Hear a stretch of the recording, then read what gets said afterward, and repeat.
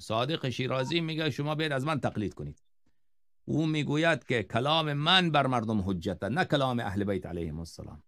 و اگر شما فکر کنید این کفر بالله است. کسی که میگه کلام من حجته، مردم پیروی کند، کلام اهل بیت علیهم السلام حجت نیست، یعنی این کافر دیگر، مسلمان نیست. و تمام مراجع شما این را میگوید. سیستانی، آقای وحید خراسانی، همگیشون این رو میگه کلام اهل بیت علیهم السلام حجت نیست، کلام ما حجت. خب اینا مسلمان این حرفو میزنه؟ شما به من بگو آدم مسلمان این حرفو خب اینا میگن دیگه این حرفو، اصلا مرجعیتشون همینه. اگه این حرفو نگن مرجع نیستن.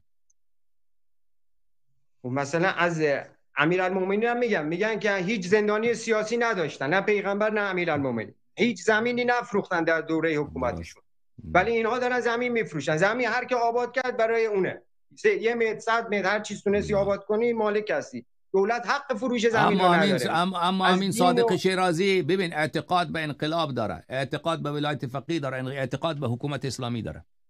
این فقط دلش از اینجا سوخته که حکومت به این داداشش نرسیده، به آقای خامنه‌ای و خمینی رسیده. خب اینا کدام این اختلاف جوهری با خمینی نداره، با خامنه‌ای.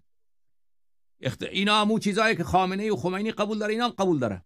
خامنه‌ای و خمینی اعتقاد به ولایت فقیه داره، اینا هم داره. اونا هم اعتقاد به انقلاب داره، اینا هم دارن. حکومت اسلامی هر دوشون قبول داره. اینا فقط آمدن مثلا به این که اصل کتاب را مثلا آدم قبول داشته باشه. این کتاب صحیح بخاری درسته؟ این اصل صحیح بخاری را ما قبول بکنیم، بعد بگیم که این جلدشه مثلا شما چرا زرد نوشتهش زرد رنگ، این باید نوشتهش سرخ رنگ می بود. بیاین به این بحث بکنیم. این جنگ ایشان با خامنه‌ای بر سر اینه، بر سر جزئیات نه بر سر اصل مسئله. خب اعتقاداتش که نمیاد تو تلویزیون اعلام کنه اعتقادات من اینه. اون چیزی که میگه مردم با شعائر دین رو ولایت فقیه را دعوت میکنه. ببین اگر اعتقادات منظور به خدا و پیغمبر و 12 امام، او که خامنه‌ای، آقای سیستانی، آقای خمینی، حتی صادق خلخالی اونم که منکر 12 امام که نبود.